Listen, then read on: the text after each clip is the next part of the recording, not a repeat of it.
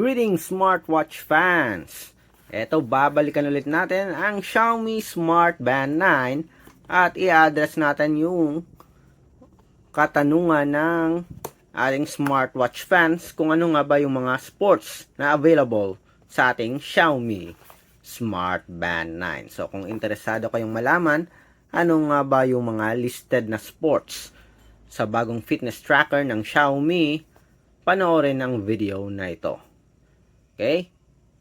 So, bago tayo mag-start, kung di pa kayo nakasubscribe, subscribe na sa ating nag-iisang Smartwatch Pinoy TV. Like, share, and comment sa baba. Okay?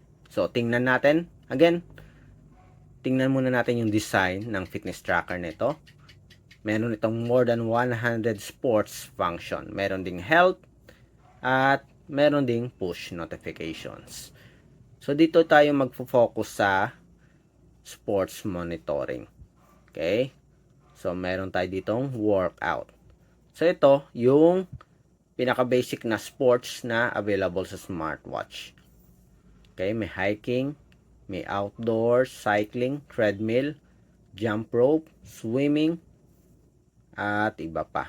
So, for categories naman, okay? So, closer look tayo. Tingnan natin. Yung naunang water sports, meron tayong 16 items. So, merong sailing, paddleboarding, water polo, other sports function, kayaking, rafting, ano yung isa na to? Water skiing, meron din. Rowing, power boating, what's this? Fin swimming, diving, artistic, snorkeling, kite surfing, flow riding, at dragon boat. Okay meron. Sa outdoor naman, meron tayong 10 sports. May trekking, trail running, rock climbing, skateboarding, roller skating, parkour, ATV, paragliding, BMX, at race walk. Dito naman sa training, medyo marami-rami. Meron tayong 40. Okay? So, hindi na natin babasahin to isa-isa. Okay? Magra-random na lang tayo. May rower, stepper, spinning, may flexibility, may pilates pa may gymnastic. Okay? So, kung feeling nyo si Yulo kayo, ito, meron dito. May stretching, strength, cross training, stair climbing, aerobics. Okay, meron ding dumbbell, barbell, weightlifting, yan.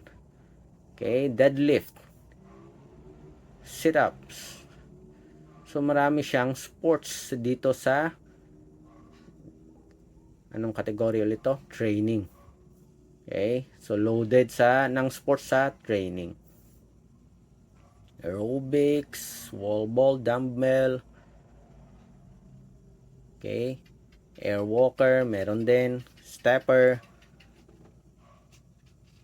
walking, indoor. Meron ding dance, square dance, dance belly, ballet, zumba, yan.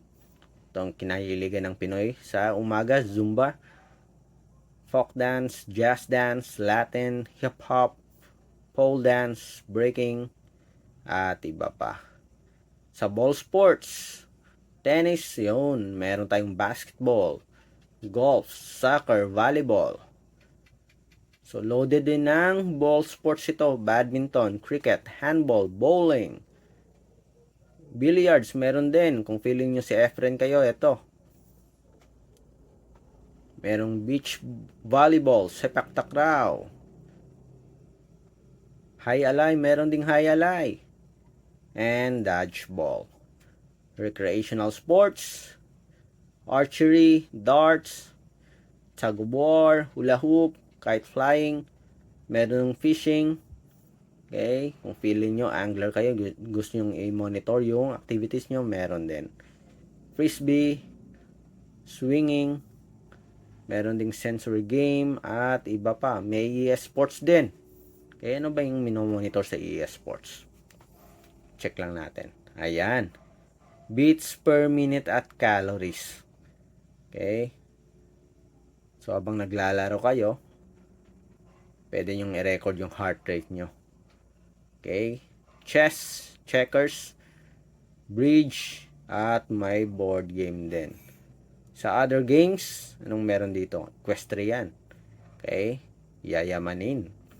Athletics. So, usually dito, yayamanin sports yung sa other sports.